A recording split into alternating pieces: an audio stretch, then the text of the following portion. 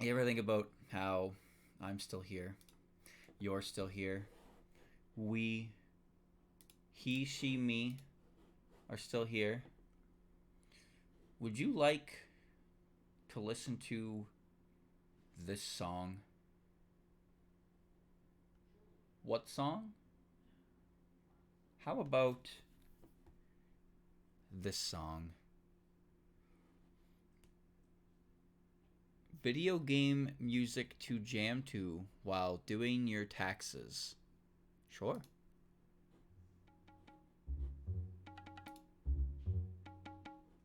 Hmm.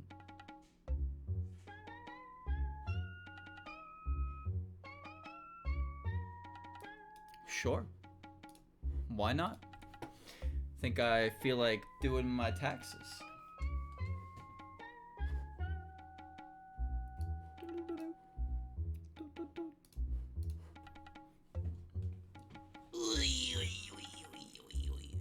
Alright, so where were we at? I don't remember. Let's figure it out right now together.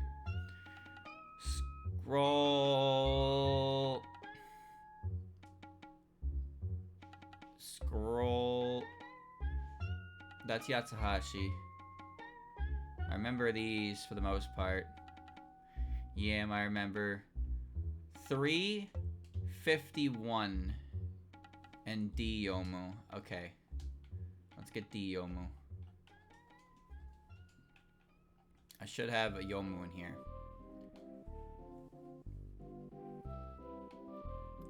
T Kokoro. Okay. First things first. Fuck. Yomu. Yomu?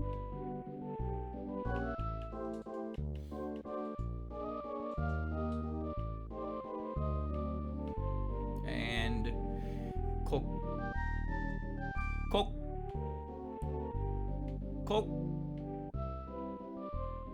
Kokoro.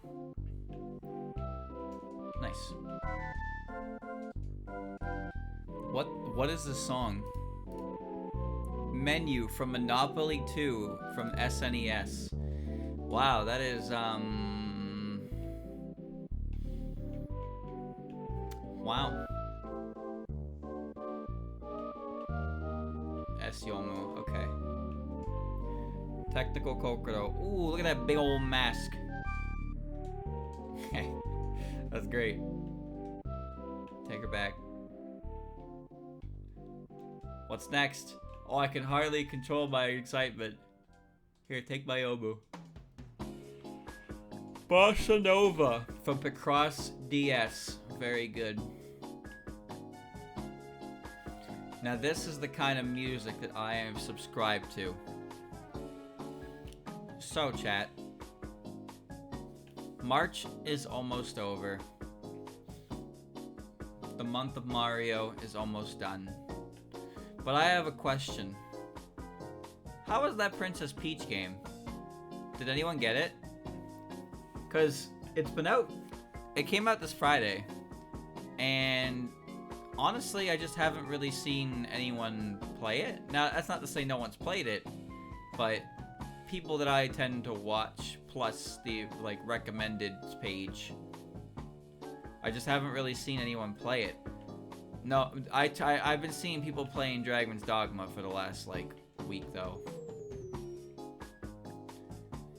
I have zero interest in that game, so I cannot wait until it's over and done with.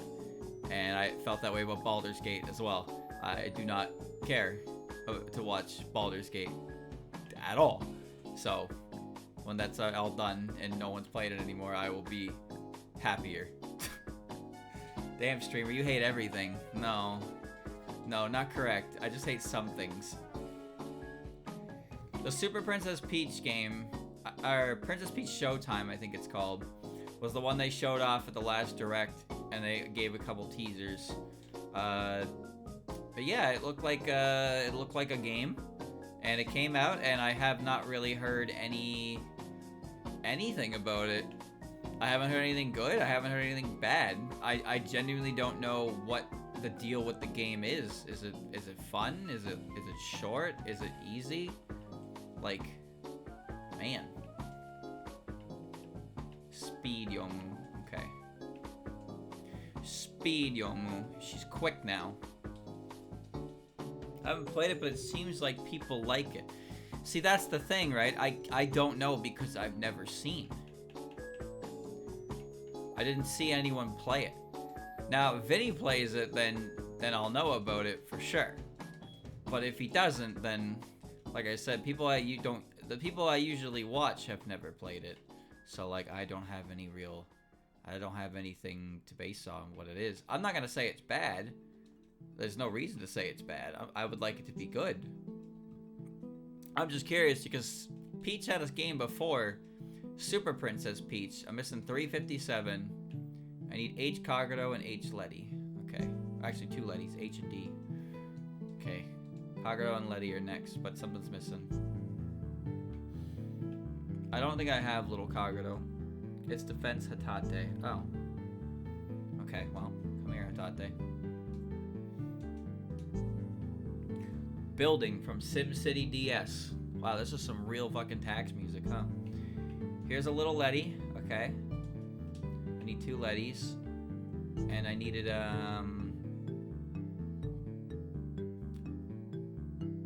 who was it again?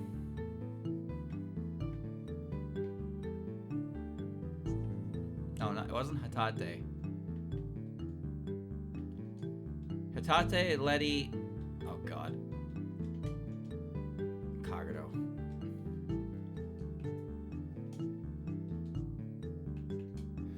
Kagero, where are you? I leveled her up, I know that. But I just don't know where she is. It's surprisingly hard to find. There she is. Characters you're looking for. Okay. So I need one hat, 1 Kagero, 1 Letty. Okay.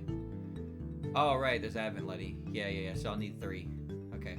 3 Lettys. So I'll get Kagero and Hatate first. Okay. But no, I was saying, so I played Super Princess Peach on the DS, and apparently that game's pretty rare nowadays as well. But I don't remember it being a bad game, but it's been a very, very long time since I played it. It was like a much simpler, easier platformer game, and Peach befriended a strange parasol, and it let her turn her emotions into weapons. So she could cry, and then she would like produce an extreme amount of water that could be used to like water plants. She could get angry and kill. She could be happy, and she could become invincible through joy. And it's like, wow, cool game, Nintendo. You made a Peach. Oh, I didn't really actually want you back. Peach attacks with her emotions. They'd say that empathy is a superpower. I guess Peach has proven it. Peach is just proving it. Mario jumps on things, Peach gets angry at them. And when she gets visibly angry, it actually causes people like to die. Imagine someone got mad at you and the force of their anger just like crushed you. Man. It was D. Hatate. There we go.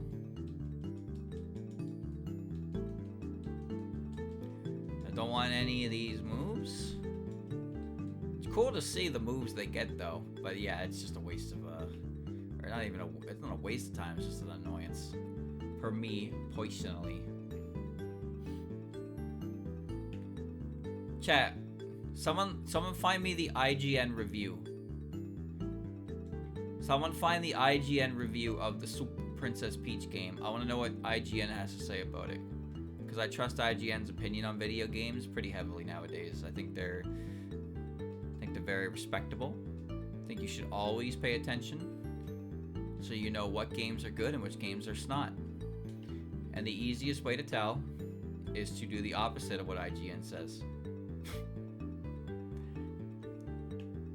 Game Informer. That reminds me, chat. That Princess Peach Showtime review. There, okay. A simple, cheery romp with a variety of gameplay styles and a fantastic theater-inspired piece. I'm not reading this whole thing. I just want to know the score. What's the score? 7. Good. Okay. Thanks, Logan. I can't help but feel that maybe you didn't actually play the game, but unfortunately that's a bias that has been I've you know, I think we all have that bias nowadays. It's a sad thing. We all assume that if somebody makes a review on a video game, they didn't actually play it. Mostly because that tends to be the case. Casino from Monopoly 2, SNES. Okay, I didn't know Monopoly had a casino. This is kind of a banger track. I won't lie. This track is kind of good. Yo, this sounds like Mario Party. Bro, that verse right there sounded like Mario Party.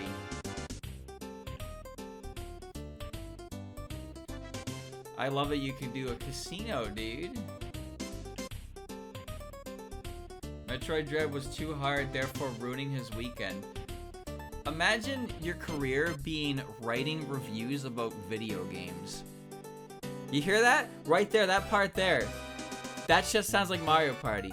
Your job is to write reviews, articles, and whatever on video games. So you have to play video games for work, and you're complaining. You're complaining about that? Why did you even get into that profession? Do you, like...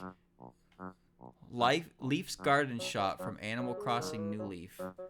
Now this is a banger. Sometimes it feels like people get into careers that they don't actually have any interest in, and that confuses me greatly. But maybe it's because it's one of those careers that you don't really need a lot of skills for. If you want to write reviews for video games, you don't really need to do anything to earn that skill, right?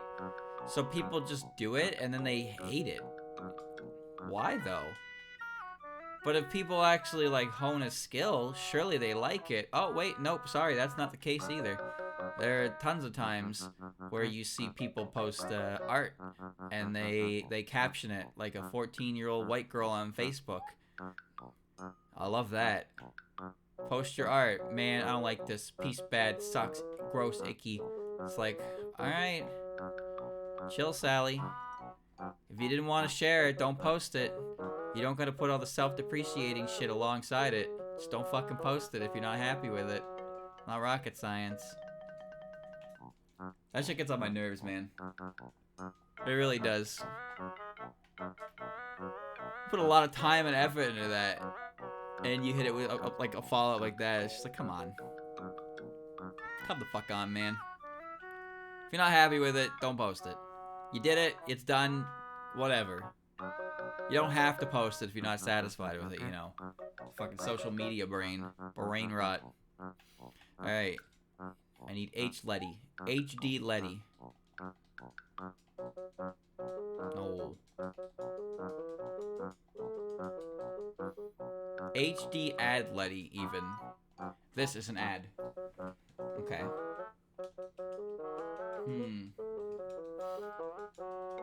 There you go. Alright, that's a good comment you made because it is so unbelievably brain dead that I just don't even feel like responding to it. But that's not really surprising considering who you are. So, congratulations, you absolute fucking idiot. You know what, actually, you know what, you can just go away. See you tomorrow, or never again. I just don't like you. I think that's what it is. I think I just don't like you. That's really what it is. Don't take any offense to it. You're just kind of an unbearable person to deal with and listen to, honestly. So see you never, or see you tomorrow. Up to you, really. Doesn't bother me either way. Choose your own adventure. Alright, back to work.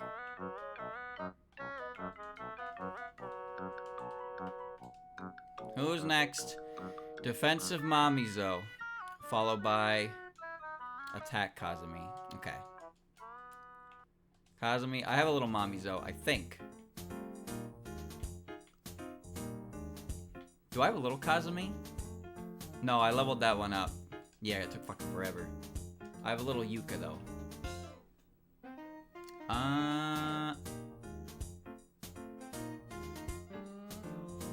Shit. There it is. Okay.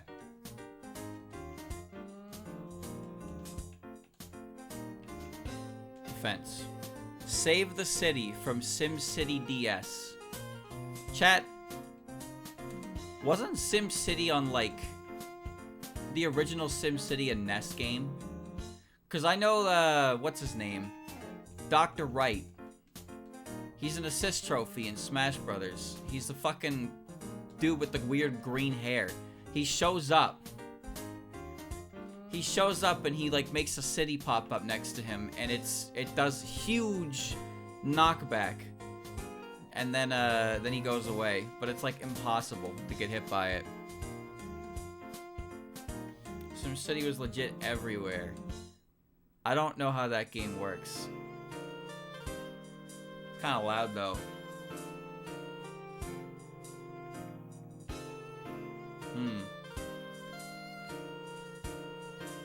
It's Dr. Wright. Assist trophies had all kinds of weird characters. Chat, did you ever play Jill Dozer? I think that's what it was called. She has this random fucking assist trophy in Brawl. And it's like, whoa, you ever play this game? It's Jill Dozer. It's like a weird... I think it was a DS game. I don't know, though. I think it was. That would make sense, because if it was on the Wii, it had to be like a DS or a Wii game. She's just a pink-haired girl, and her just a fucking mech, and she would just fly, like, left and right on the screen with a drill active and not really, like, kill anything. But she could hit you. But then there was also Mr. Rossetti, which they took out of the game. He stopped being an assist trophy, because he would come out of the assist trophy, and he would just talk. He would just talk for... I don't even know how long he would talk for, dude, but he would just talk. That's it. That's just what you do. They kept the Nintendog. They changed which Nintendog it was every game. It's a GBA game. Oh. Okay, what is 370 and what is 373? Well, we need Futo and Yukari. I need at least 2 Yukaris. I don't have a little Futo. I know that for a fact. I have a little Yukari, though, but I still need another one for Advent Yukari. Where is Futo?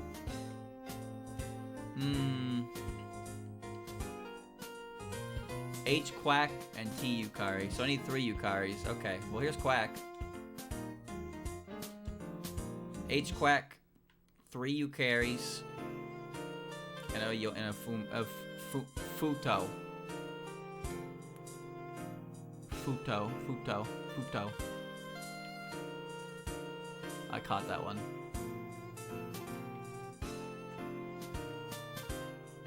Audio mixing is my passion. How did you know? What the fuck are you?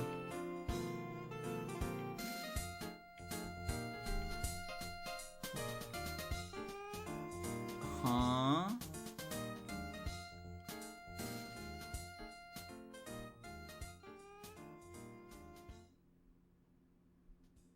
Foot? Slot machine, Monopoly 2. Why is there so much Gamba in Monopoly?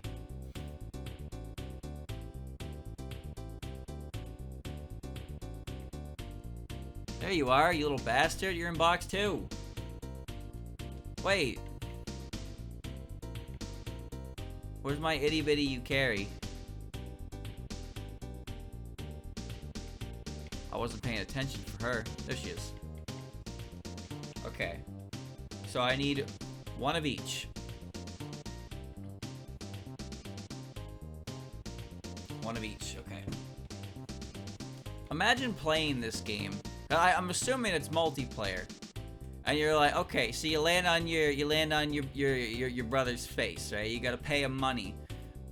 But you can't afford it. And the game is supposed to be like, oh, okay, yeah, if you can't afford it, you gotta sell your assets so you can afford it. But what if you had the option? What if you had the... I don't know if this is true because I never played the game. But what if instead of selling your assets, you can take your money to the casino and gamble it and try to pay off your debt that way? I'm good for the money, I swear. I just gotta win big. Take me to the horse races. Nah, bro, you owe me 100. You gotta sell your prop. No, I'm going to the casino. I'm gonna gamble it, and I'm gonna make it big, and I'll pay you back every penny with interest.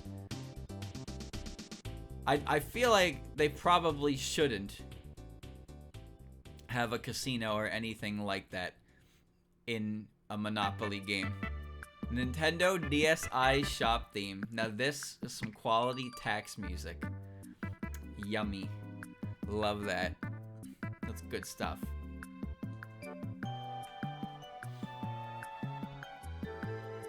The DSi is a system. It was the first handheld system of Nintendo's to have an internet browser. And it also had Flipnote Studio. I remember Flipnote Studio. Flipnote Studio was cool. You just kind of made little animations with the use of your DS. And there's a lot of really good ones. And there were also, you could also download them onto your console. Now, what would happen is most of the time, people would download popular ones and re-upload them with one change. And then rake in the views. Oh, baby. Them flippy note points. But, oh yeah, I watched a ton of them.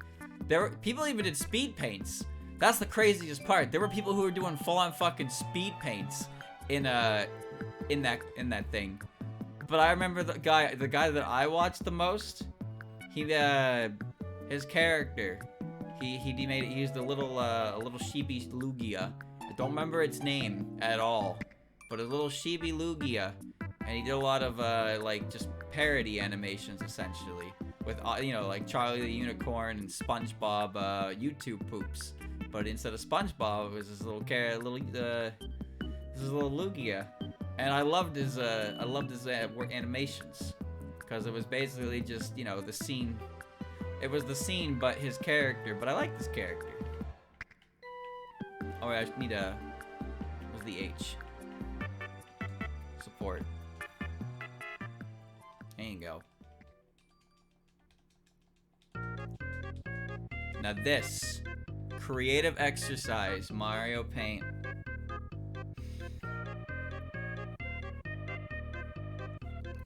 There are music videos. Chat, do you remember the song about not having an iPhone? Do you know that song? Because I actually don't, but I do. Because there was a popular Flipnote that was about a shy guy who didn't have an iPhone. And that one got reposted all the time. All the time. And I remember, so it's like I hate my life and I want to die. I ain't got no iPhone. My heart is breaking thinking suicide. I ain't got no iPhone. I don't know if this is like a fucking real song or if this is some Flipnote shit. I assume it's a real song. Or, it's obviously a parody song. But that one got re-uploaded so many times. And you know how you got around it? Well, you changed the colors so you'd make it flash rainbowy all the time. That was a classic one that people did. And I remember one time I clicked it. I clicked it. And when it gets to the iPhone line, the audio cuts out, and it's just this couldn't be older than 11-year-old kid, and he just goes 3DS. Now imagine you're listening to this audio, and it's like the song, and then right when it gets to that part, it's just a kid. He goes 3DS. It's just that's it. That's all he changed. He just cut out the audio there, sent 3DS over it, uploaded it, got a majillion pinkies. Good shit. Good shit, kid. You really played the system there. It's not like it really mattered. Like I said, it's like the points or whatever you get, it's not like anything. Contemplation from Mario Party DS. Okay. But there were just so many, because it was so easy to just download what people made so you could like play it on your own system, which was cool. But then people would just use that as a means to re-upload, slightly edit something, and then do a full re-upload. And it's like, oh, I see. Still, I don't think they didn't bring it back. What did they have on the 3DS, chat? Didn't they have something on the 3DS? What was it called? It wasn't called like Hatena or something, right? I'm scared to say that because that could be something else entirely, and I may have just fucked up in saying that. But I don't know. But I think they had some kind of Flipnote on 3DS, and it just wasn't really the same.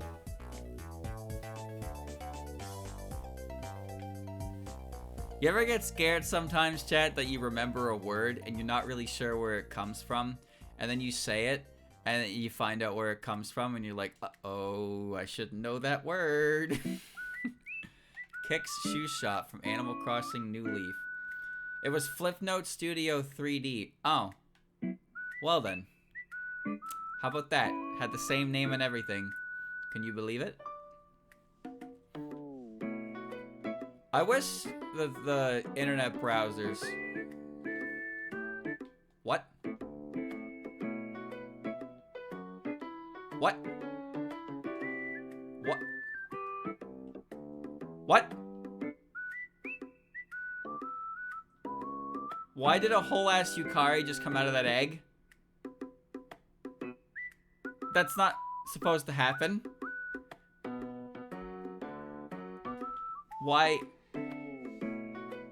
was it not a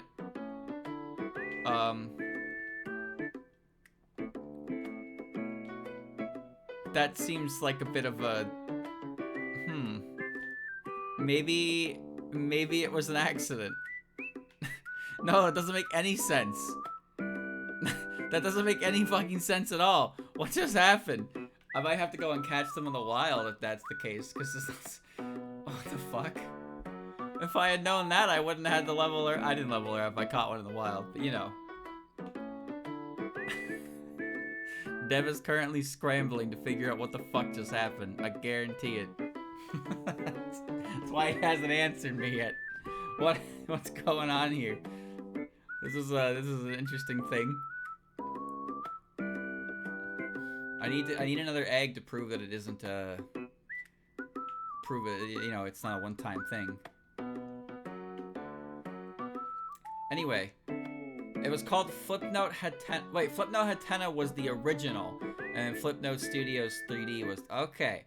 Alright, I understand. So that's where I got the word from. Okay, alright. I understand. Yukari's in the Snorlax slot. It seems like the Munchlax code is overriding what I have set to the baby. Oh, so because it's giving me Snorlax, but Chibi is Munchlax. Okay, I see. And there's no incense I can give her to force the small one. So that's why.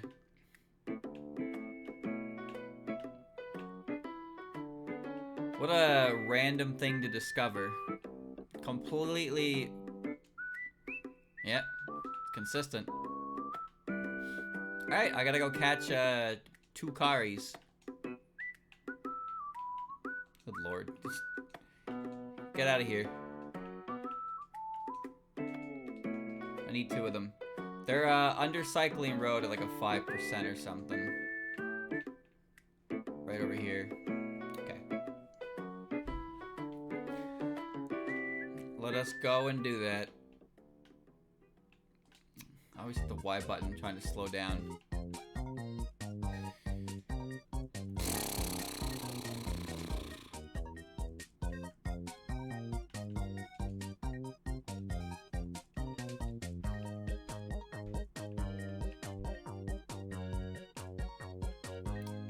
I'm not very enthused. This is Food Mart from Tomodachi Life. Man, chat. Tomodachi Life. Now that was a game. It was entertaining for a while. But it does lose its luster. I never really quite did something like it again. But I do remember I watched the super highlight of Vinny. Because Vinny played that game for a long time. He just did so much shit in it. It's a neat little game. You just kind of fill the apartments up with Miis, and you can check like the online connection, and you can see like other people's Miis and add them to your game, and just enjoy the stupidity. And that's kind of what it was for. That's what it was for when I watched Vinny, the highlight reel. I didn't watch that one live like at all. There's so many parts though. I think Tomodachi Life had like 50 parts or some crazy shit like that. Like, it was a lengthy series. Customer rewards, Shantae and the Pirate's Curse. Okay. Now, there's a series I never played. Or, sorry. That's not true. I played it. So, chat. Shantae is originally just some, like... It's a random game. That was on GB, like Game Boy Color, Game Boy. Can you stay in the fucking ball?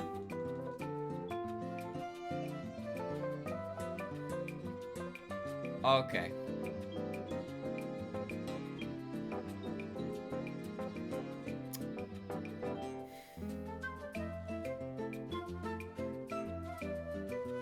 Okay. Stay in the ball, please. So the original Shantae was on Game Boy, and I got it on the eShop because I was like, I want to try out Shantae. So I got the original game, and I played it, and I got to the last dungeon, and I died, and I hadn't saved. And now here's the thing. The last dungeon was on the other side of the world. It was on the other side of the world. And my last save was right next to the dungeon on the other side of the world. Any particular reason your catch rates are fucking garbage? Like, holy Jesus Christ. Alright, well, I gotta go buy more Ultra Balls now. Looks Cranny from City Folk. I don't remember how the save system worked in that game, but there was something about it that was... I didn't save for some reason. I don't know why. But I died in the dungeon, and I had to do so much backtracking that I put the game down, and I didn't go back to it. Which sucks, because Shantae's had a number of games since that are apparently pretty good. But I just couldn't finish the first game, and I'm one of those people who really has to, I really have to play a game in chronological order, because I am a dumbass. It bothers me if I don't. So I had to play the first Shantae. I had to beat the first Shantae. And I couldn't. I failed. Because back in the day, saving was something you had to do a lot. Now, chat, I've told this story before. But, when we first had Paper Mario, the original Paper Mario, Office, Personality Chart, Tomodachi Life. The first Paper Mario, for whatever reason, I got to Flower Fields, and I just refused to save the game. Every single time I ran by the save block, I felt like, nah, I can do more before I save. But there's no reason to do more. Saving costs literally nothing. You spend 5 seconds to save your progress, but every time I'd run by that save block in the middle of the area, and I'd be like, nah, I'll do one more thing and I'll save after. And then I would, like, I literally ran all the way to the end. I got to the Puff Puff machine, and I got killed by a bee, which tends to happen in that chapter a lot, because you get first strike by the bees a lot, and they do a lot of damage. So I got chipped out by the bee, and I just didn't save between the start of the chapter and the Puff Puff machine. And then I went back to the start of the chapter, and I was like, man, this is stupid. But like, I'm the stupid. I don't know why I did it. The number of times I was killed by a bee and had to start all over again was at least 4. But every single time, I just look at the save block and think, I don't need that. I just don't need that. That is pointless. I'll get it later. I'll get it later, man, when I need it. I needed it every step of the way. And I wasn't like that for any other chapter in the game.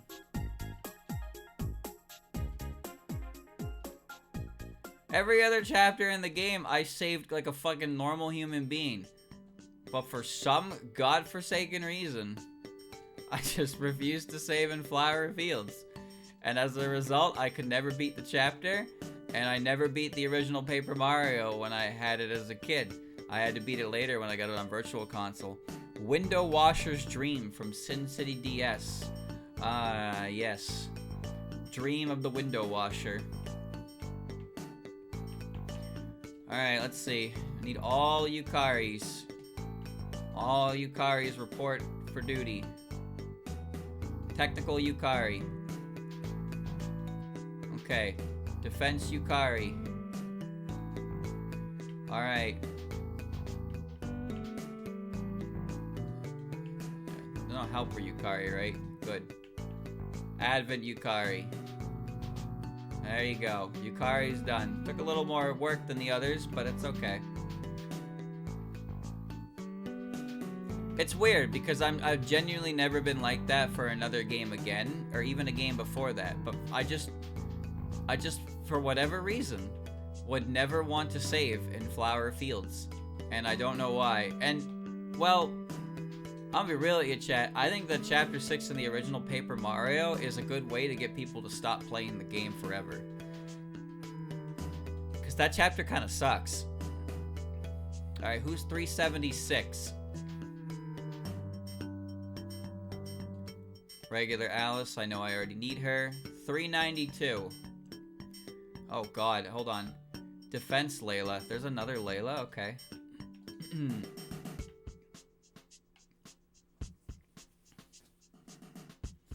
Where did I put Layla? There you are. Alright, let's get D Layla. Take it. That's why I like games that have autosaves. Because there are times where I just forget to save the game. And when I do, and I have to pay the piper, it makes me not want to play the game anymore. The problem I have, back in the older days, you know, the ripe old years of 2005 and below, games didn't really respect your time, but that was okay because I had a lot of time to spare. And nowadays, games do respect your time, and they give you a lot of save points. And you can argue that putting a save point everywhere removes from the challenge. Sure, I'm not gonna fight you on that because that's a pointless hill to die on. But I am saying that if I lose 25 minutes of progress to something slightly out of my control, I don't really want to play the game again. Now, before you say, but streamer, what if you can just save in the menu? That's different. If you can just save in the menu at any point, then yeah, if you die and you go back a huge chunk of progress, that's your own fault. But when saving is tied to locations and you don't get that luxury, then it can suck. And RPGs, I think, are pretty infamous for that. RPGs where you could only save at certain locations, and sometimes you just get fucking jumped. Persona 3, that's my example. Persona 3 is a game where you couldn't save while active in the dungeon. You could only save in certain parts of the game. There was no autosave, and it was very easy for your character to just accidentally die because.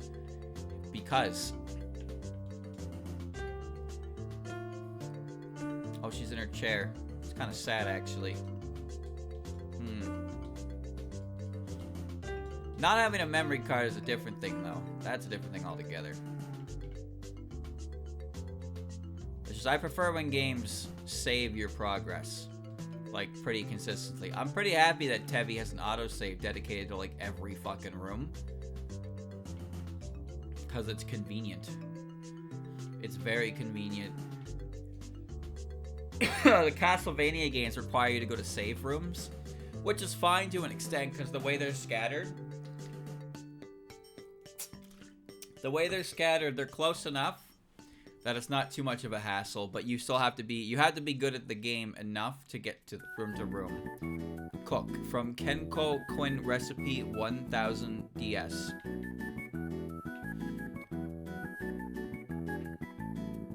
Okay, who's 392? Who's 392 and 396, 7, and 8?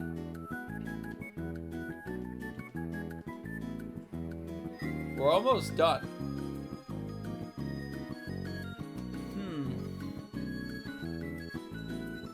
Defense racing. Oh, it's another racing. Alright.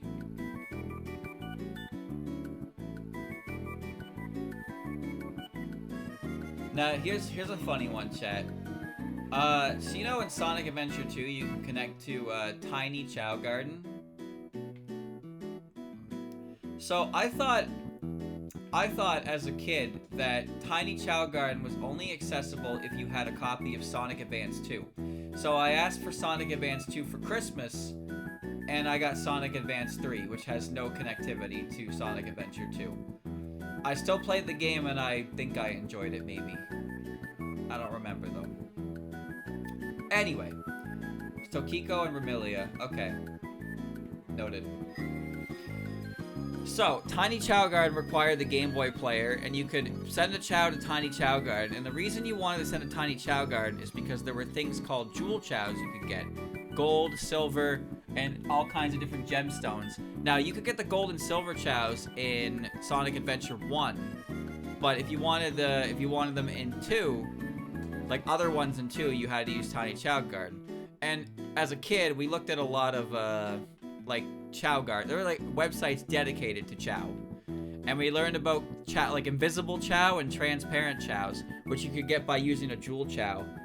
And basically, it's as it sounds. It's a Chow that's completely invisible except for like its eyes and wings and its little bulb, or a translucent Chow, which is, or you can see through it, but it still has coloration. This is really cool. But we just kind of assumed that we could never get them because it was locked behind Tiny Chow Garden, and we didn't have Sonic Adventure 2 or Sonic Advance 2. Then we found out that you don't actually need Sonic Advance 2 to play Tiny Chow Garden. You only need Sonic Advance 2 to save Tiny Chow Garden data. So what that meant was that as long as the game was on and your Game Boy had sufficient battery life, you could grind enough rings to buy an egg and send it back to the main game. And that is what we did. I got the Emerald one. The Emerald egg cost 8,000 rings. You get rings by playing minigame, rock, paper, scissors on cards. You make very, very little in ring. Very little. But I grinded to 8,000. It may have even been 10,000. I don't remember. It was a very big number for an Emerald Chow. And I got the Emerald Chow. And I brought him to my game. And I hatched the egg. And he had a stupid expression on his face. And I brought him to the doctor. And the doctor said he had a C, a D, an E, a D, and a C. And I looked at him. And he looked at me. And I looked at him. And he looked at me. And I looked at him. And he looked at me. And nothing else really happened. I mean, I wasn't gonna get rid of him. I didn't get rid of him, but his, yeah, that really sucked to see. His starting stats were really bad. Like, really bad. But he was a Jewel Chow, you know? And he was the one that cost, I think he cost the most money. There may have been another one. I'm pretty sure Christian grinded for the 5K one, and then I grinded for the Emerald one, which is either 8K or 10K. I don't remember how much it was. Sorry to say, I don't remember my arbitrary numbers. But yeah, you could do that. So as long as you didn't, like, you couldn't save your progress, but if you could grind out the rings, you could get the Jewel Chow as long as you're the Game Boy player, which is fantastic. I don't know why we never bothered to try before, or even look it up. But yeah, when we found that out, we got our Jewel Chows, and we got Christian got an Invisible Chow. He got that first, and it was a fun, interesting prospect for sure. And then you realize how really stupid it is. It's really stupid because it's an invisible Chow. You can't see anything but his eyes, his wings, and his bulb, which means none of the color or aesthetic of the Chow is visible. It's just hard to fucking find him in the garden. That's it. That was the whole Chow.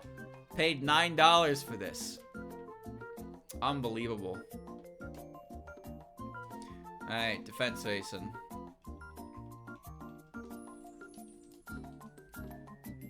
No, I don't want Nightmare. No. Defense Remilia. Okay. Fake tears. Good. And power for 2 of them. Power Tokiko with her huge boots. No.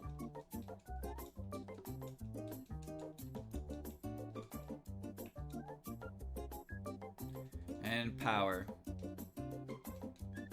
No.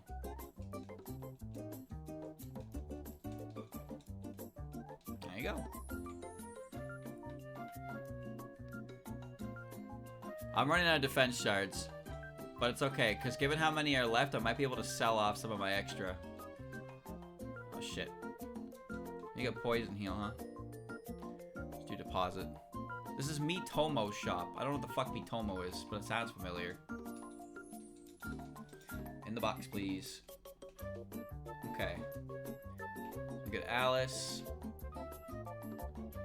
Oh my god. Okay.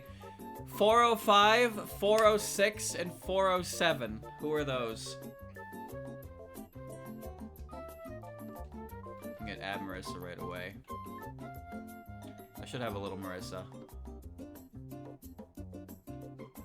That's Yuki. Mitomo was the mobile game. That's cringe, but I believe it.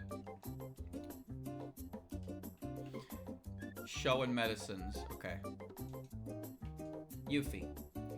Attack show, speed medicine, technical medicine. Okay. Here's medicine. And where's show?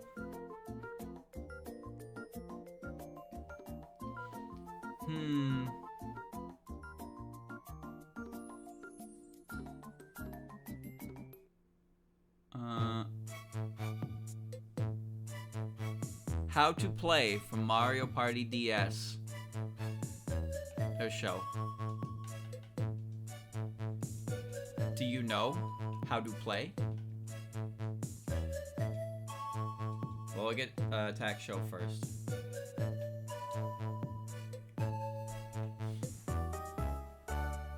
Two-tone Chows, translucent Chows. There were character Chows, but those required some kind of like invents. But you can get a Chow that looked like Sonic, Knuckle, Tail, and Amy. I don't remember any aspects to them. But yeah, Chows were a surprisingly like in-depth aspect of that game for no real reason, because it was all 100% optional. And if you know anything about Sonic Adventure 2, then you know what people have been saying about Chow Garden for years at this point. People want a standalone Chow Garden game, yada yada yada. You've heard everyone say this before. I'm not any exception to that. But the Chow Garden, specifically in SA2, was surprisingly in-depth and very fun. There wasn't a whole lot you could do in the grand scheme of it, but it was still fun to just kind of do it and see how things like worked. You know, get 2 Chows with colors, get heart fruit, make the kissy kissy, and then see what happens. Opening theme from SimCity DS. I couldn't beat the first boss in Mario Party DS. I don't remember what that mini game is, but I feel like that's kind of a bad thing that you couldn't beat that. Tamagotchi was cooler.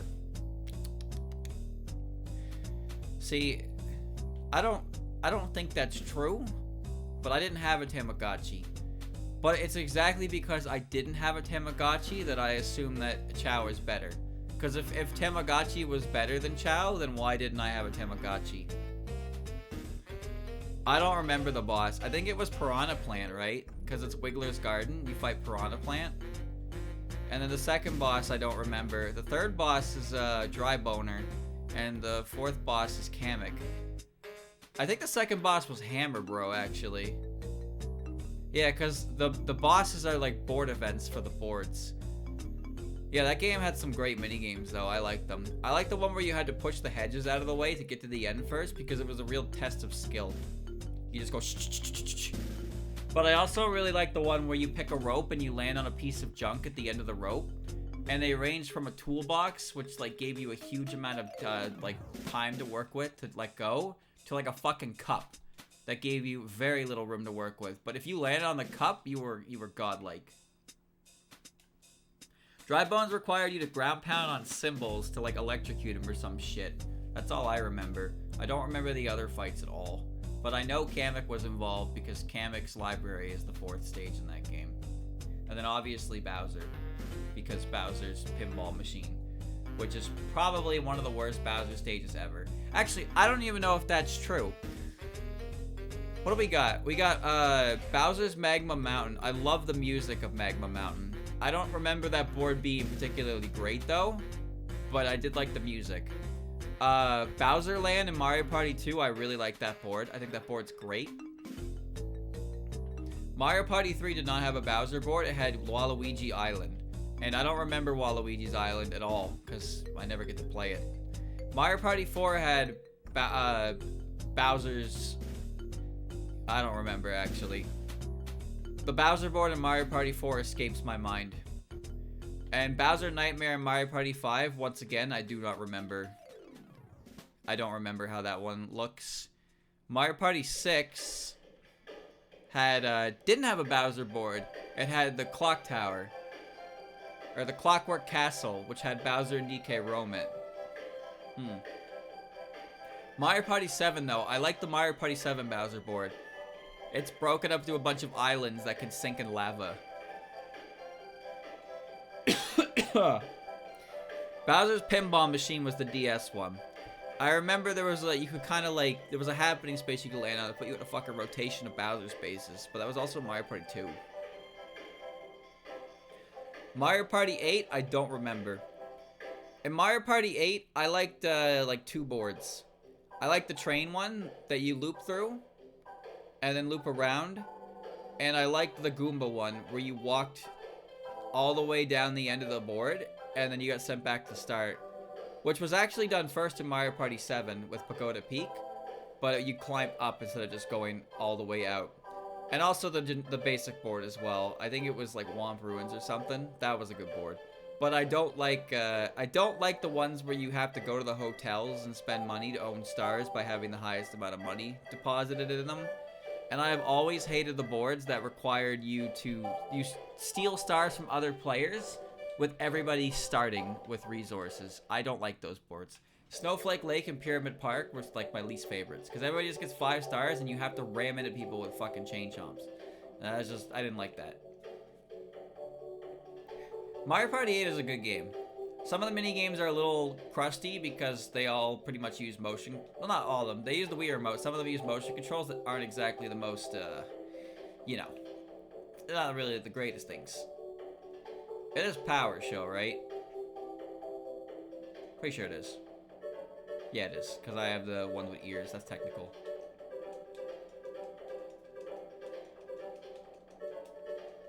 And then Power Medicine. Okay. What was the other medicine I needed? Actually, Power Medicine wasn't the right one. Oops. Shit. I made the wrong one.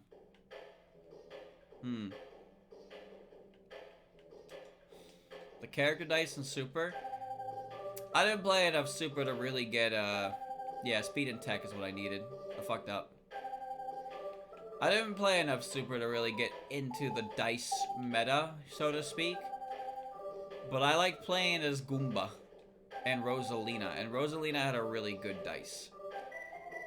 Because her dice was just like, you could roll really high or just get coins and not move.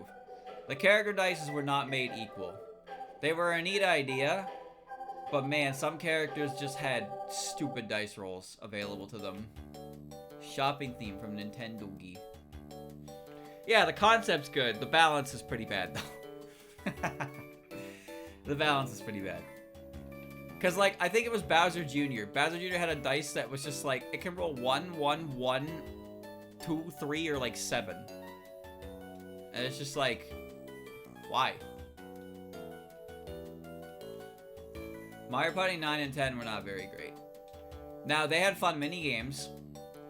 There were some fun mini-games in those games for sure. But the boards... I mean, you know the boards. You know the boards. Board ideas for Tall Party. You remember that Tall Party game I played before? That I think I won? It had mini-games in it too, as well. That's a fun little game, actually. I really like that game. There we go. T-Medicine and Speed Medicine. Yeah, Bowser had like -3, -3, 1, 8, 9, and 10. Like, that's fucking ridiculous, dude. Because the dice naturally only goes to 6 in that game. Swift. They made a casual game casual. Listen here, fuck nugget. That's not what this is about.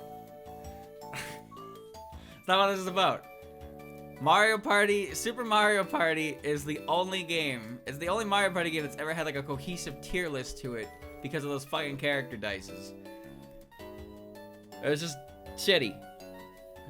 Oh no, you're talking about Mario Party 9 and 10. Wait. You're talking about Mario Party 9 and 10. Yes, they did make it overly casual. And it was a bad decision. Adventure Bow. Who's 419 and 422? Okay. I should have a Cheerbo ready to go, right? Because I had her earlier in the game and I boxed her. Yeah, there she is.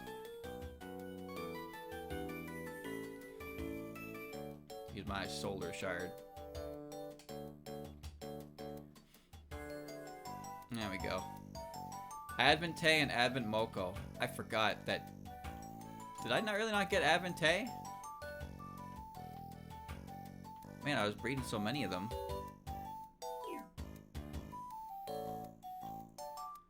I'll just drop the extra money. Oh, I had a little Tokiko here the whole time. The first fucking Pokemon in my box. Oh, my leg. Okay. My legs are a little sore yesterday. And I've already forgotten who I'm looking for. Teimoko. Okay.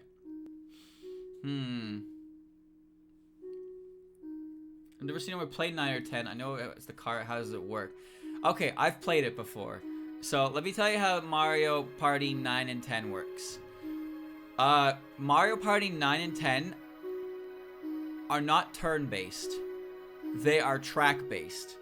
So think of Pagoda Peak or Goomba's Boardwalk. How you have to travel to the end of the board, and then you loop. However, in Mario Party 9 and 10, you don't loop. There's just an end to the board. But everybody moves together, and there's stars that you have to collect along the board. So you roll the dice, and whatever you land on when it's your turn is what event you get. And then the cart moves forward. But then the player control shifts, and the next person rolls the dice, and they get whatever they land on / run into on their dice roll. So you just take turns hitting the dice. You're all together, and whoever rolls the dice on the turn gets whatever they run into. You get some mini games every now and again, and then you get to the very end of the map, and the game's over. And the only collectible in the game is those little silver stars, which are essentially coins. So there's no like stars or anything. So it's just a matter of who got the shitty roll and who got the lucky roll in certain spots. It's not even that everyone's a winner. That's that's the crazy thing. It's like, all right, here's the idea. So let's assume I go first, and there's a bunch of like 5 stars. What the fuck is Moko? There's a bunch of 5 stars 5 spaces away from me. I roll the dice first. I roll a 4. I land directly in front of those stars. Now whoever's next has to just roll a 1 to get those stars. I have literally rolled the dice for them, and they will reap the reward. And then next turn, it's the next person, and so on and so forth. And you get stars through mini games. I don't see Moko. I played Bowser mode once, and I'm sorry to say I don't remember how it works at all. Just that somebody was on the gamepad being a fucker. That's all I remember. I think there were some mini games though.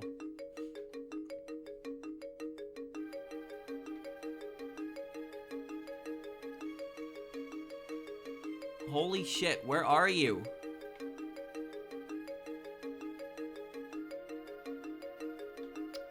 You manipulate the dice in any way? I'm pretty sure there's like sluggish rooms or something like that, but I don't remember the details. I just remember the general aspect. Where is she?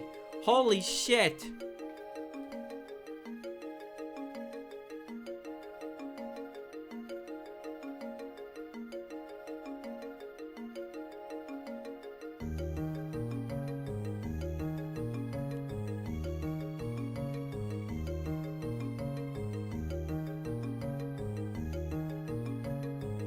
How is this possible?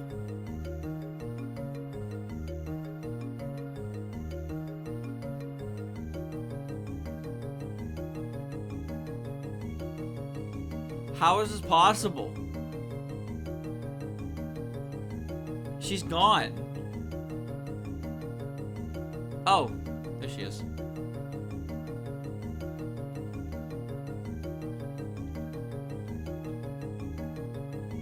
Christ in a handbasket, man.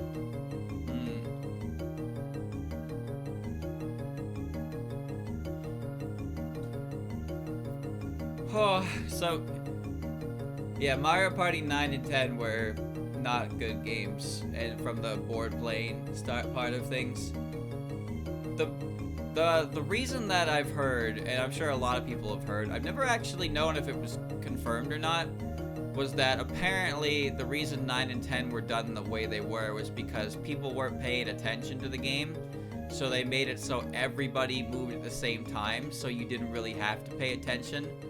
So they just kind of like, they pulled one of those moves where they catered to the worst possible group of people for their series, and it resulted in a absolute fucking crash of a game series.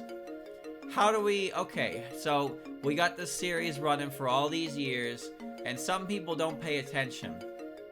So what should we release the next game as?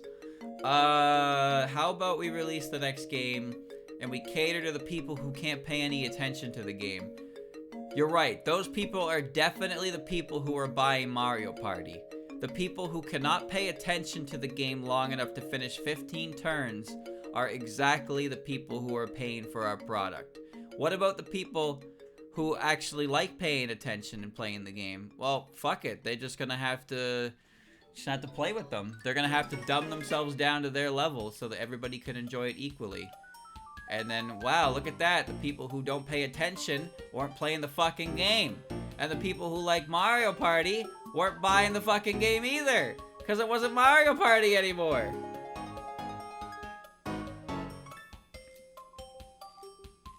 So I think that's probably that's like the most, I think that might be the worst Nintendo's ever really made a decision on that kind of thing. Unless it was like whatever other studio did it. But Nintendo still has to give a green light to it, right? They still have to be like, yeah, that's cool. They have to give their thumbs up. Oh, right, you. Right. Alright.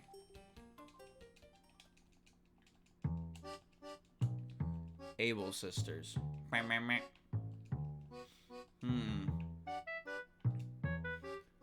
happened to the game I loved? Well, really, that's just what it is.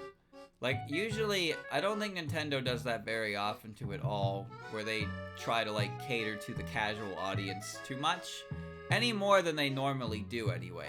Because, let's be real, there are a lot of times where, yes, Nintendo does cater to casuals, much to the dismay of the hardcore gamers. But they do still have challenges in some of their games, despite that, for the people who actually go the extra mile for 100%. Alright, 431 and 432, please. Both Parsees. Okay. Oh boy, here I go looking for Parsi.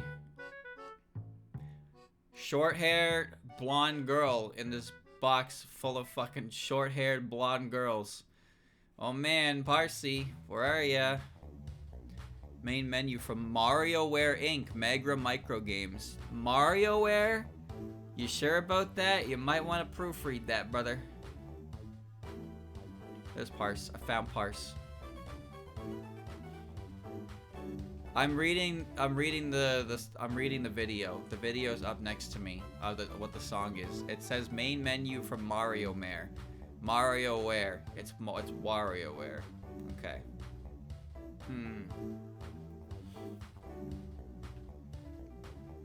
I don't know if Pokemon's ever really gonna change what it does. We'll see. They are experimenting with a new formula with the Legends stuff. And Arceus was a hit, so Legends Pizza ought to be neat. But I don't think they ever want to deviate from the main Pokemon formula because it's, you know, it's like the highest grossing media franchise of all time. So don't fix what ain't broken. Why do you think Mario games, despite all the cries for innovation keeping a game series alive, got the same game released like 3 or 4 times in a row? It's because it sells. Mario Brothers, Mario Brothers 2, Mario Brothers Wii, Mario Brothers Wii U, these are all the same game. But other series aren't allowed out of the, they're not allowed out of the funnel because they haven't produced innovation. That's what keeps F-Zero. F-Zero is locked up because Miyamoto couldn't think of an idea for it. Meanwhile, Mario Kart 8 is still around. And it has a bunch of F-Zero stuff in it at this point. Alright. This is a classic theme, dude. They've made F-Zero 99. D Satori and D Kaguya. I need to buy some Ds. Hold on. Shit. I gotta go buy some D shards. T Satori as well. Okay.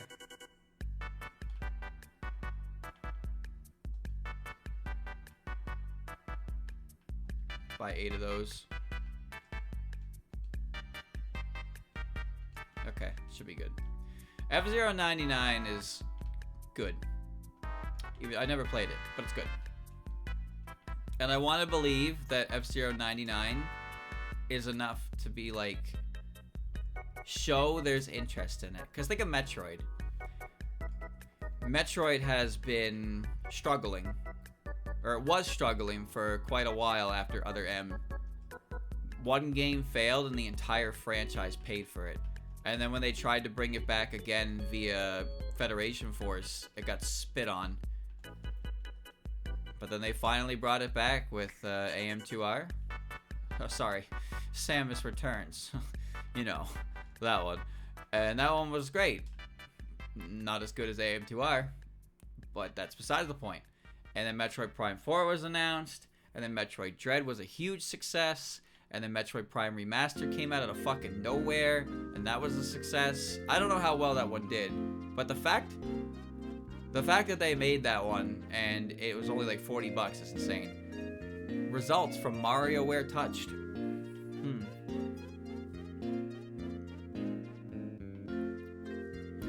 Kid Icarus. Kid Icarus. That'd be nice to get more Kid Icarus, yeah. Uprising is such a fantastic game. I would worry about a sequel not being able to live up to what it set up. I need 2 stories. Battle Revolution wasn't a very good game, no. But Battle Revolution was confusing because it feels like Battle Revolution was more or less a glorified like 3D simulator for your Gen 4 battles, which was cool because I liked the animations and stuff in that game. But the actual gameplay bit was video game music for causing mischief and mayhem. Okay, sure.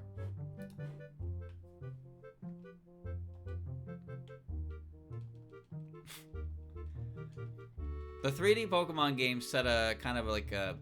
They set up with Coliseum, XD, and then when Revolution came... Revolution was like, oh shit, it's Coliseum 3.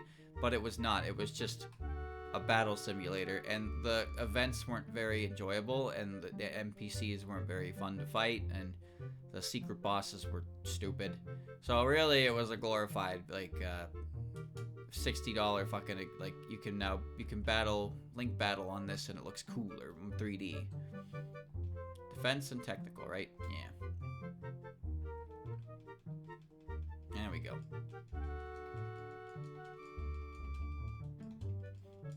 Even the Pokemon rewards weren't really that great. You got a Light Ball Pikachu and you got special moves on a Magmodar and Electivire. There we go. Okay. D Kaguya.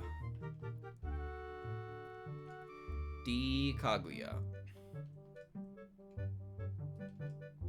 Shiny character outfits.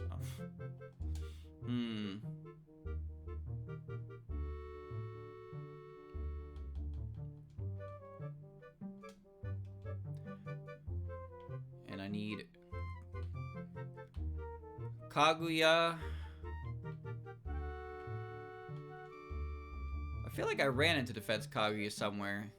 I didn't have any balls to catch her though. I'm running out of money. The adventure begins. Mario Party DS. Okay. I played a Pokemon Stadium 2 rando before actually. It randomized everything, but also the creator changed some character names for some reason. And well, he changed one of their names to a slur that would get me in trouble if I said it. So I don't know why he did that, but yeah, had to censor that because that was gonna come back and bite me in the ass if I let that sit there. Yeah, I don't know. I don't know why he did that, but one of the NPCs got a name change. And it was not a word I can... It was a gamer word that I can't say, or I get 3 days... I get 3 days vacation, you know? It's not... Danger.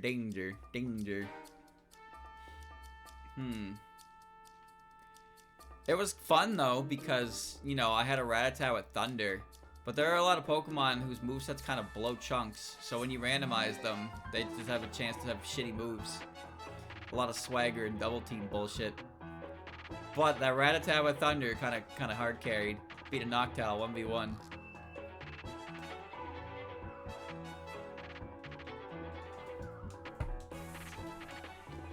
This is not music for mischief and mayhem. This is music to lose all your hearts to and hear a fun jingle.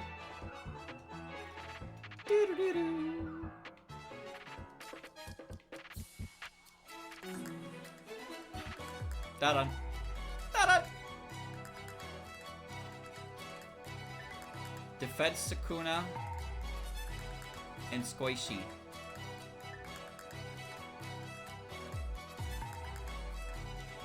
Really wish I remembered where I put Shimmy.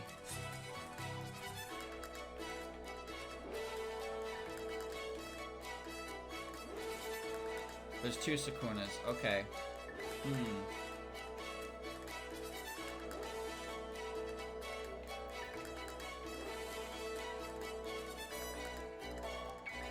There you are. I need 2 shimmies. Extra shimmies with a Jimmy. Okay. And squishy.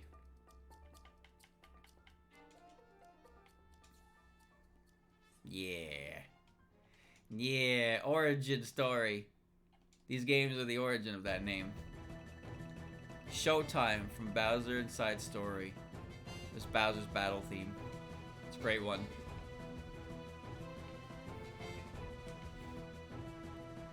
That is a damn good game, man. Never played the remake. I don't think the remake was bad. But yeah, as you know. The remake has a bit of infamy in that it's the game that bankrupted the studio. It's a huge shame. Maybe that's why Paper Mario's coming back the normal way. It did bad. Yeah, I know it did bad, but I'm just wondering if it was a bad game. Because it was released at like the end of the 3DS's life. Like, if you didn't already have a system, you weren't buying it. Hell, maybe you didn't even care about it because you had the original. Yeah, the 3DS is not really needing new games. Like, the 3DS was already done. That was abandonware at that point, let's be real. The 3DS is a system that has come and gone. If anything, they should have made it for the Switch or even like the Wii U or something. But the fact that they put it on the 3DS like that was just asking for trouble. But I doubt they did it because they wanted to, right?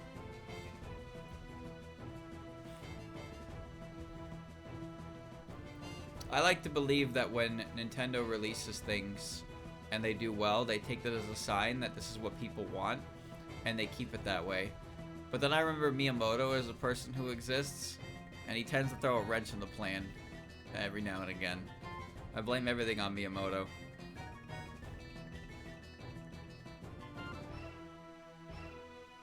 I'm not even really sure why they bothered to change Paper Mario so much.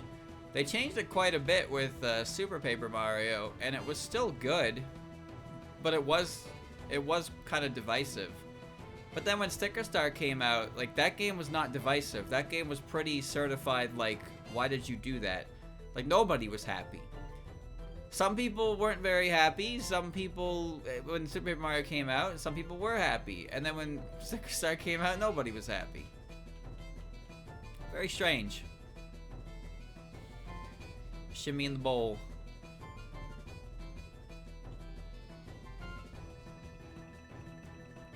She's got a ball on her head and she's in the bowl. Wait a minute, isn't that... Huh? Hold the fucking phone. That's kind of confusing. No, she's not small anymore. Super Paper Mario's got a great story, yeah. I personally don't like the hub world or the party members, but it's okay, because the party members are completely secondary to every other character who's relevant to it all. I really like that game. I thought it was a great game. Very strange. Chapter 5 is stupid, but it's okay. Flopside Pit also was kind of garbage. But not because the pit itself was bad, but because what they expected you out of it was bad. Ah, Koishi. And Ad Reimu. Okay.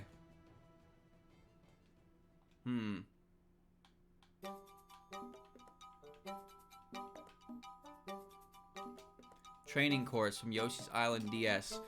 Oh, that reminds me. That reminds me of, what was it? Woolly World's music? I don't remember what it was. It was one of the Yoshi games.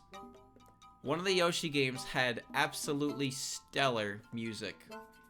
And by stellar, I mean it was really not good. You know what I'm thinking, right? Maybe it was Crafted World. I don't remember which one it was, but you know exactly what I mean when I say, like, it was a bad song.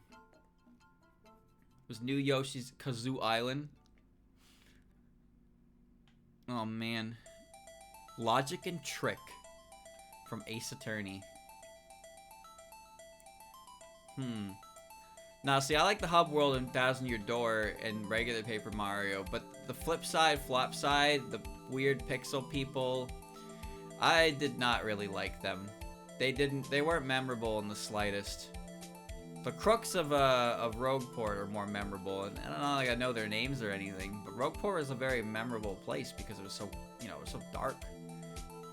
But the party members are completely whatever too. Oh look, it's Throw You. What's he do? He's a hand thing, and he lets you pick things up. Cool. All right. Good for him.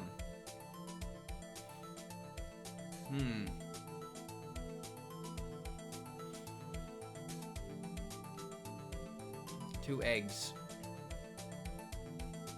I don't know how logic and trick is going to make you cause mischief and mayhem. You're a lawyer, dude. What are you talking about?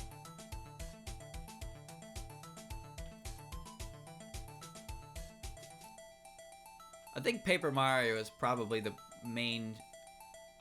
biggest example of a series that was just destroyed from the inside. Absolutely sabotaged. Although I guess Saints Row is kind of the poster child for that nowadays. Soup Pat might be carried by locations and story. Yeah, it's definitely the story. The gameplay itself is fine, but there are some chapters that are actually such a fucking bore that it's painful to play them. Remember when you get to chapter 5 and it's like, hey, go in the pipe, and they give you a passcode to access the pipe to beat the level, and they're like, alright bro, you're really gonna want to write this down. And he gives you like a fucking 20 input combination of hitting the block that you have to do to make the pipe spawn to get to the end of the level. Who did that? Who the fuck did that? Why would they think that's fun? Well, let me grab my pen and paper and write down this combination. I hit left, right, left, middle, left, right, middle, left, middle, left, middle, right, middle, right, and it's like, fuck off. God damn it. Just make it be left, right, center, or right, left, center, or center, right, left, or center, left, right, or Monster House. Shenanigans, dude. AD rate. Okay, 2 A's. Attack Squishy. Aquishy.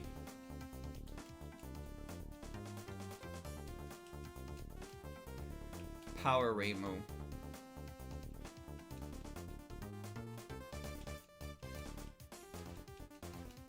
Man, Monster House is kind of suck a lot, huh? In fact, I don't think Monster Houses are fun in even the slightest capacity, but they're in the game, so you just gotta deal with them. Can't get around them. No, I don't want Ice Punch. No, I don't want Thunder Punch.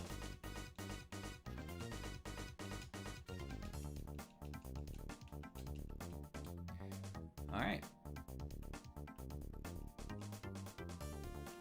So far, so good.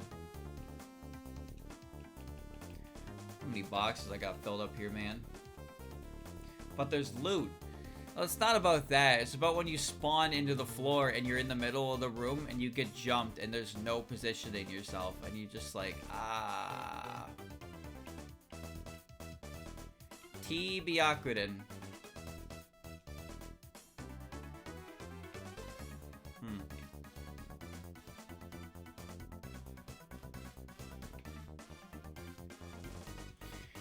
T. Byakuden.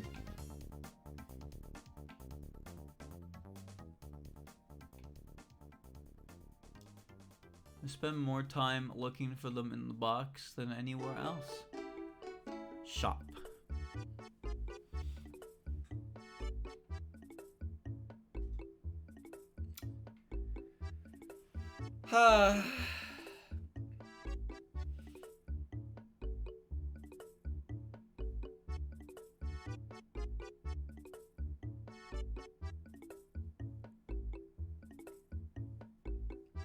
Yeah, this is stellar music to be looking through my box, and it encapsulates how I feel about all of this.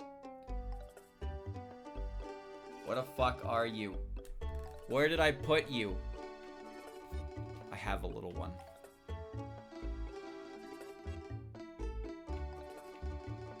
Oh, I just remembered Kokasa.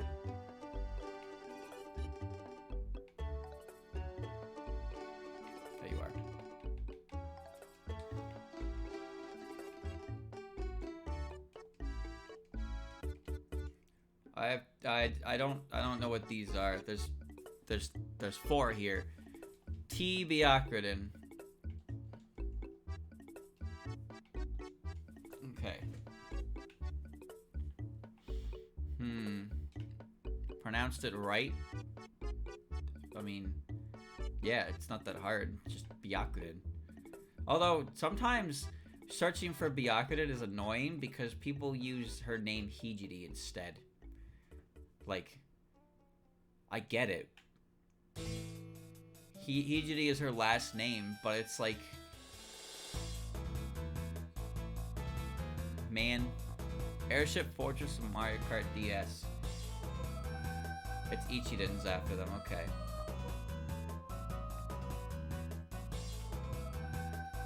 Did they ever bring this course back? I don't think they did. I'm not too familiar with Mario Kart DS's courses that weren't brought back, because I didn't play a lot of that game outside of Mushroom Cup and Shell Cup. It's in 7? I don't think so, is it? Are you sure about that? Maybe it is, and I don't remember? Which is crazy, because I played a lot of 7. 7 had Wiggler and Honey Queen as characters. Probably the weirdest characters in any Mario Kart game ever. Like, holy shit. They were reaching. Mario Kart DS had Rob as a playable character. I thought that was cool. I thought that was cool. His Rob blocks were a cart.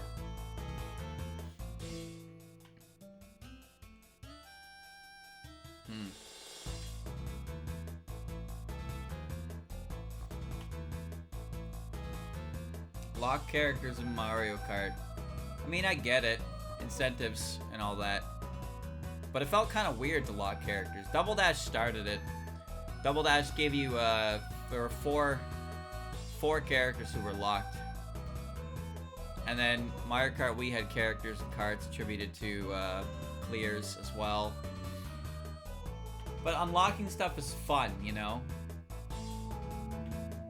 That's why, like, Ultimate's unlock conditions are very arbitrary. Like, you'll get every character in a pretty small amount of time, but it was still fun to unlock characters, so they preserved that in as painless a way as they possibly could. Which is nice. I appreciate that. It was fun to do it like that. But holy shit, the unlock conditions in earlier games. Getting Mewtwo, have like 70 fucking hours of playtime, or play like an absurd amount of versus matches. And the only way to get Game & Watch was to beat Classic Mode with Mewtwo or more matches. Like, I'm pretty sure we ended up unlocking a bunch of characters in Brawl from versus matches alone, because we just played so many versus matches. There's Defense Byakuren. Me Apartment's Problem. Okay. That's defense. It's my last technical shard. Okay. I need to, I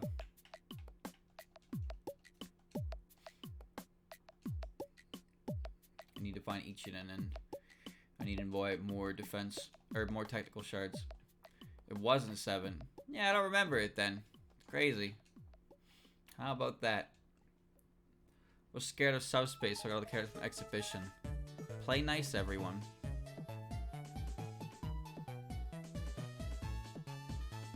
I'm gonna sell my,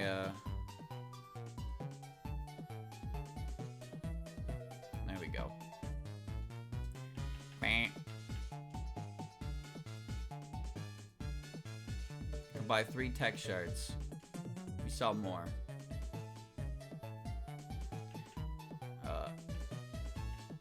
PP up. That'll work. Alright, let's see. What do I need? I have 9 of those. 10 of those. 10 of those. 3 of those. 6 of those. I don't know if I need much more for Advent. Swipe to 6. Attack will get 5. Defense is 3. Put up to 5. Power is at 1. Okay. The Pirates.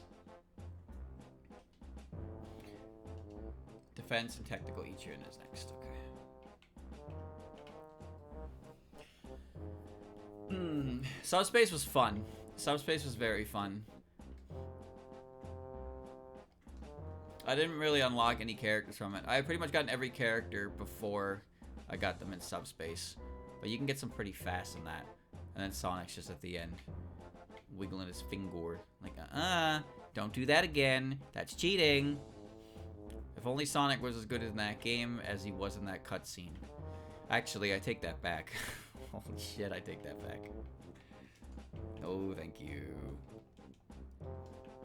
Really wanted Sonic to go through that note to get him. Well, apparently Sonic unlocked after 90 battles, if you can believe it.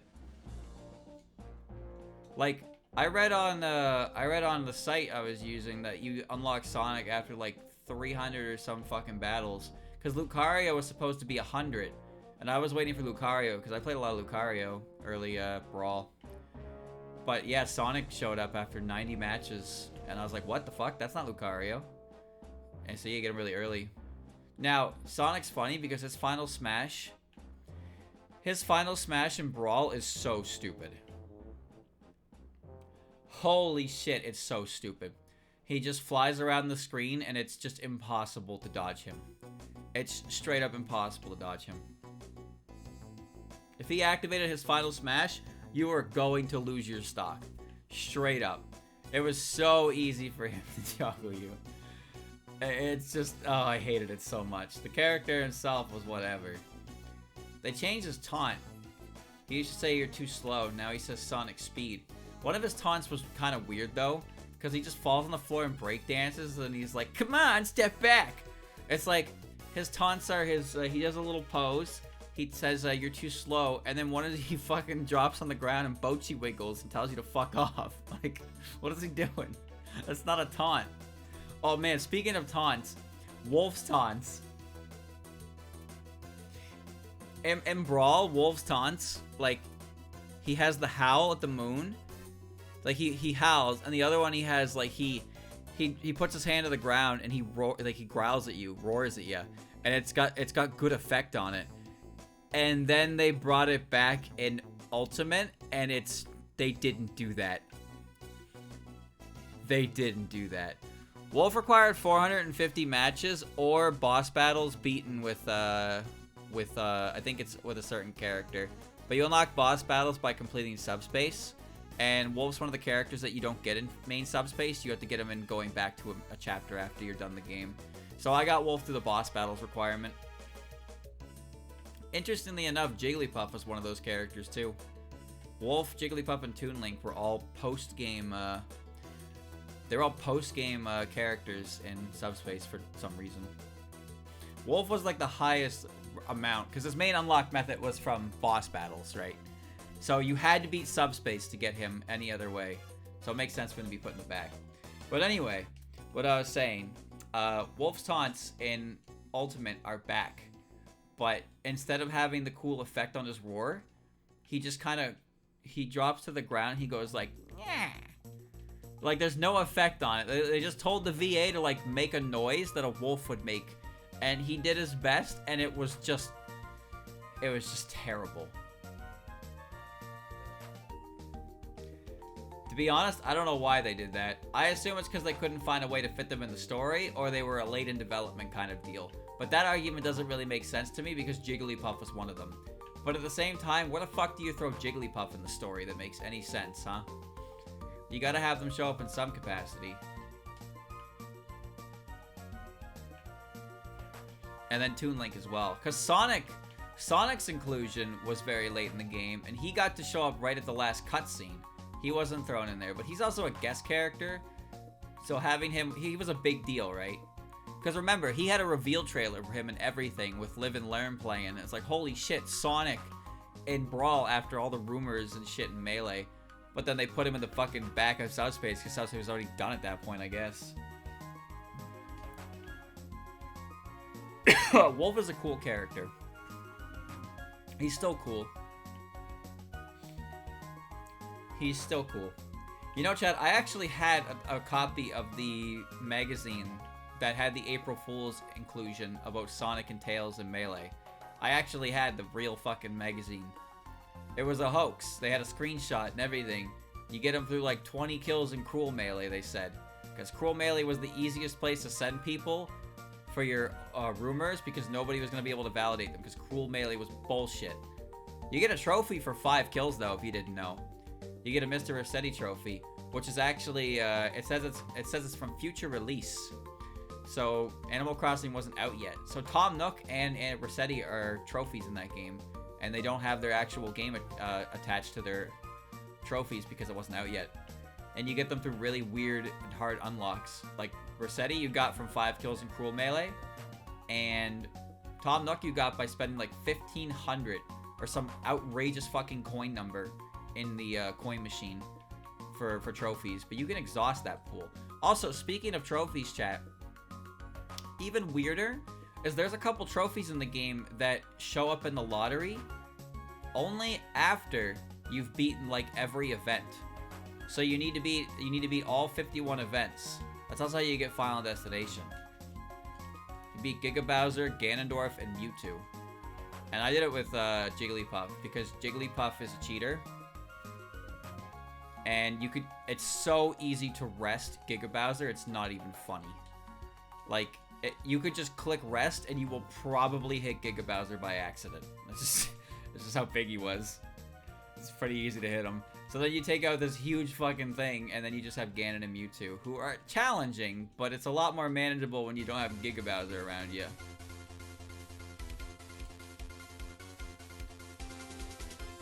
No. I think it's Speed Pogosla, right? Yeah. There we go. Please stop learning self-destruct. Cease.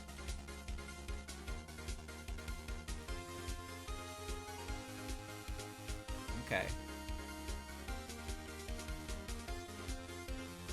Speed Sega. Well, that's next.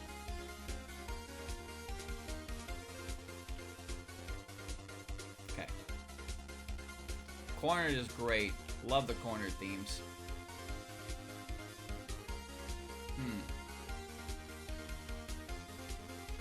Sega.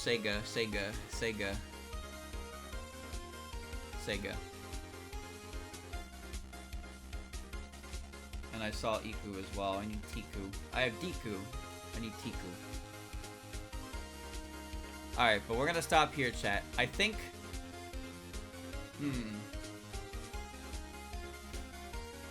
I think...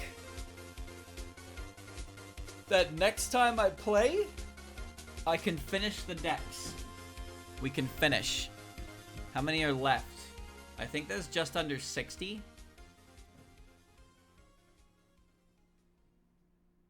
I don't know.